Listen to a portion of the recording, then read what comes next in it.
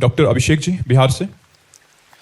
राधे राधे महाराज जी। महाराज जी, कर्मों को करते हुए निर्लिप्त कैसे हो सकते हैं? कर्मों को समय से भगवत समर्पित भी करते हैं परंतु निर्लिप्त नहीं हो पा रहे।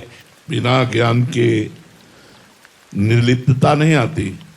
यदि भगवत स्मरण करते हुए कर्म किया जाए और कर्म को भगवान के चरणों में समर्पित कर दिया जाए तो ये साधन दीर्घ काल तक करने पर उसके अंदर ज्ञान का स्फुरण होगा। तब वो देख पाएगा कि कर्ता तो देहाभिमान है, मैं नहीं हूं। गुणानुगुण वर्तन्ते मनुष्या पार्थ सर्वसा। त्रिगुण माया की प्रेरणा से यंत्रवत शरीर से चेष्टाएं हो रही हैं, मैं उनका दृष्टा हूं, करता नहीं। जब दृष्टा भाव आ जाएगा तो निर्लिप्त हो जाओगे।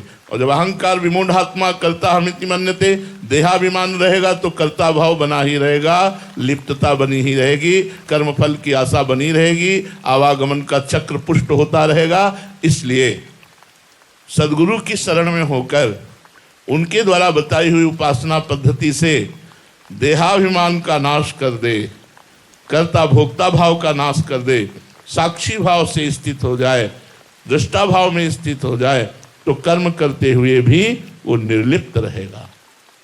कोई भी कर्म उसे बांध नहीं सकेगा। इसलिए कृष्णार्पणमस्तु, हर कर्म को करो। तस्मात् शास्त्रम प्रमाणम ते कार्याकार्यो व्यवस्थितो। शास्त्र के अनुसार ही कर्म होने चाहिए।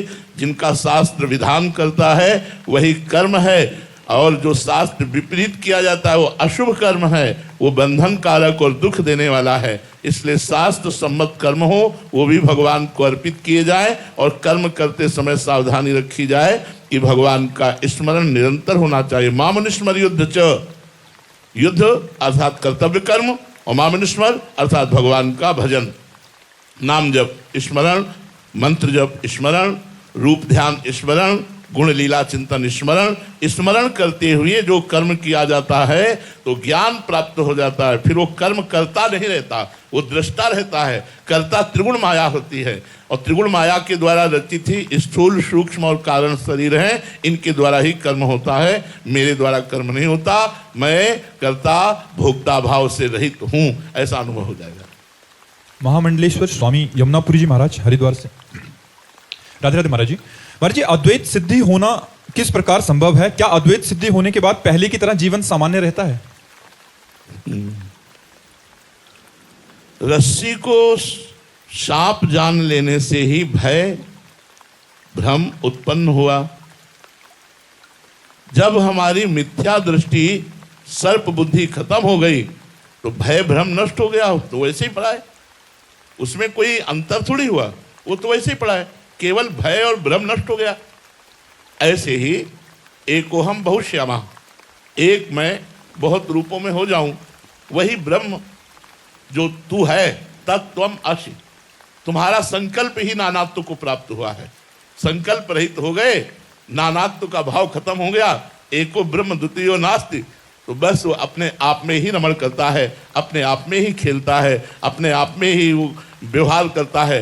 वो वहां द्वैत है ही नहीं उसकी दृष्टि में।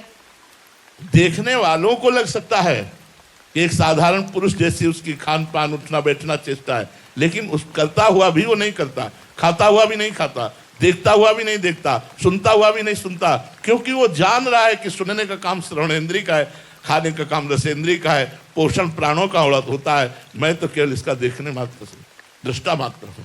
तो अपने स्वरूप का बोध हो जाने पर सब अपनी आत्मा है, ये नाना तो खत्म हो जाता है, एक केवल रह जाता है। तो उसका व्यवहार भले आपको संसारिक जैसा दिखाई दे, लेकिन उसकी स्थिति संसार से परे होती है। व्यवहारिक तो ऐसा दिखाई दे सकता है कि जैसे एक अज्ञानी पुरुष ऐसे ज्ञानी पुरुष। महाराज जी, सामने वाले ने प्रतिकूलता किया तो फिर उसका रिएक्शन क्या होगा उस समय उस महापुरुष के हृदय में? यही स्थिति है कि सामने से आई हुई प्रतिकूलता को मुस्कुरा के चल देगा। हमने देखा है, हरगोविंद जी की रास हो रही थी, ये 27-28 वर्ष पहले की बात है। तो एक संत दिगंबर आए, सबसे पीछे खड़े थे हम, तो आए और खड़े हो गए। विशाल शरीर, गौर वर्ण, ऊर्ध्व दृष्टि, देखने से ही लग रहा था ब्रह्मबोध संपन्न महापुरुष है।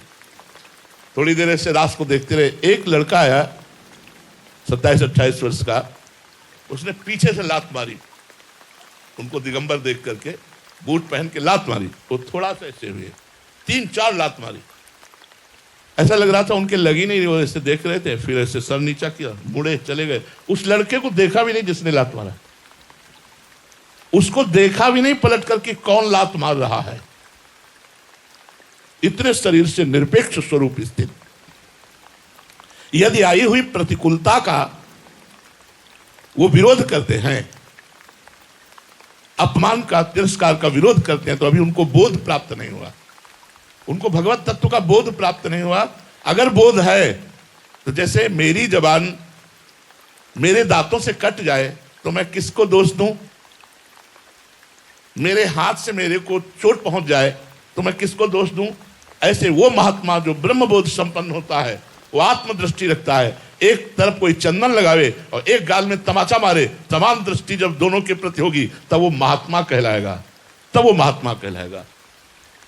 अगर उसके अंदर प्रतिकूलता का भाव आता है तो अभी ब्रह्मबोध नहीं हुआ। जो आत्माराम पुरुष है सर्वत्र अपनी आत्मा को देखता है, उसके द्वारा किसी के प्रति भी किसी भी तरह की अमंगल या प्रतिकूल चेष्टा हो ही नहीं सकती। अगर कहीं लीला में दिखाई दे कि कोई उदाहरण दे तो भगवान की लीला का संपादन करने के लिए है, ना कि महात्मा की स्थिति का प्रदर्शन कराने के लिए। महाराज जी, एक तो सिद्धावस्था है, ये जो परमहंस अवस्था आपने बताई है, एक साधक कोटि से चल रहा है और काफी समय हो गया चलते चलते, तो महाराज जी क्या उनके अंदर विचार आएगा कि ये ऐसा हुआ, फिर विचार से काट के? हाँ, साधक क्या करेगा कि जैसे आपने हमें मारा तो हमारे अंदर विचार आएगा, हमें अनुभव हो रहा है कि हमें पीड़ा पहुंचा रहा है, प्रतिकूल परिस्थिति पैदा कर रहा है, लेकिन उस समय हम चिंतन करेंगे कि मेरा कोई कर्म इसको प्रेरित कर रहा है, इस शरीर का कर्म, और इस शरीर को इस समय दंड मिलना चाहिए, इसलिए ये बेचारा तो निमित्त है, प्रधान तो मेरा ही कर्म है, तो उसको डांटने की जरूरत नहीं, क्योंकि वो मेरे ही पाप कर्म से प्रेरित होकर मुझे दंड दे रहा है। साधक ऐसा देखेगा, ब्रह्मज्ञानी ऐसा भी नहीं देखेगा। तो सच्चा ब्रह्मज्ञानी वही है जो प्रतिकूलता में, अपमान में, निंदा में, तिरस्कार में द्वेष ना करे। संसारिक पुरुष तो एक गाली दो, दो गाली देना चाहेगा, लेकिन महात्मा करत जे अनुसहन निंदक तिनहु पे अनुग्रह कियो, जिन्होंने अपमान किया, माला, गाली दिया, उनका भी मंगल किया, उसका नाम महात्मा है। सुषमा मंगला जी आगरा से। राधे राधे गुरुदेव। गुरुदेव, संसारिक सुख नाम की जिस मरीचिका के पीछे हम सब भागते फिरते हैं, उस सुख की परिभाषा अर्थात क्या है महाराज जी? ब्रह्म। ब्रह्म। संसार का सुख क्या है? ब्रह्म। परमात्मा का सुख क्या है? सत्य, चिद, आनंद, सच्चिदानंद रूपाय। यहां ब्रह्म है, भोगो, ऐसा लगता है सुख मिल रहा है, फिर थोड़ी देर बाद देखो फिर नवीन भोग की आकांक्षा, फिर नवीन भोग की आकांक्षा, इस वस्तु से उस व्यक्ति, उस व्यक्ति से उस व्यक्ति, पूरा जीवन हो गया भोगते हुए। कोई हाथ उठा के बोल सकता है अब कछुनाथ न चाहिए मोरे, अब मुझे नहीं चाहिए, मैं तृप्त हो गया? कभी नहीं। क्यों? भ्रम। भ्रम के कारण आपको संसार में सुख प्रतीत हो रहा है। भगवान ने गीता जी में लिखा, दुखालयम अशाश्वतम, ये संसार दुखमय है और नाशवान है। तो यहां सुखालय कहां हो सकता है? सुखालय तो भगवान का नाम, भगवान के चरणारविंद। हाँ, इसी संसार में यदि हम सबका हित करें, परोपकार करें, सबको सुख पहुंचावे और भगवान का स्मरण करें, तो यही संसार आनंदमय हो जाएगा, यही संसार भगवत स्वरूप हो जाएगा। और अगर भगवान से विमुख होकर चाहे जितने अरबों रुपया एकत्रित कर लो, चाहे जितने बड़े पदाधिकारी बन जाओ, लेकिन तुम्हारे हृदय को शांति, संतोष, धैर्य, निश्चिंतता, निशोकता ये नहीं प्राप्त हो सकती। ये प्राप्त होगी भगवान से ही जुड़ने पर। भगवान से जब हमारा चित्त जुड़ता है तो हृदय शांत हो जाता है, निर्विकार हो जाता है, आनंदमय हो जाता है, संतोष हो जाता है। बाहरी भोग सामग्री जितनी, उतने में ही हमारा काम चल जाएगा। संतोष नहीं तो तृष्णा इतनी बड़ी हुई है, कौन संतोष धारण किए हुए है? सबके हृदय में आगे से आगे बढ़ने की इच्छा है और वो इच्छा करते करते मर जाता है, लेकिन वो पूर्ण नहीं हो पाती। पूर्णता तो परमात्मा से होती है, जगत से थोड़ी होती है। महाराज जी, नाम की ऐसी महिमा सुन के मतलब उत्साह भी होता है, फिर एक दो दिन जपते हैं अच्छे से जैसे आप कहते हैं, फिर महाराज जी फिर से वही संसार अच्छा लगने लग जाता है। ऐसी निरंतरता कैसे आए महाराज जी? सत्संग, सत्संग, भजन न वही संग बिनु, भजन बिना नहीं प्रेम, छिन्हु भजन न छाड़िए, धरिए याद रुनेम। आजकल तो कलयुग भगवान की विशेष कृपा, मोबाइल भगवान है। मोबाइल में सत्संग रोज सुनिए, आप भले यहां ना आ पाए लेकिन 10 मिनट एक क्लिप सुनिए, चार्ज हो जाओगे। रोज सुनोगे सत्संग तो चार्ज हो जाओगे, अध्यात्म का बल तुम्हारे अंदर जागृत हो जाएगा। नहीं तो सत्संग जिनके जीवन में नहीं है, देखो कल यहीं एक खड़ा होकर के बच्चा बोल रहा था कि मैं 9वीं क्लास से शराब और व्यभिचार और इतने ऐसे कि आज मैं 12वीं क्लास में हूं, मेरी हालत ये हो रही कि मैं अपने को नष्ट कर लूं।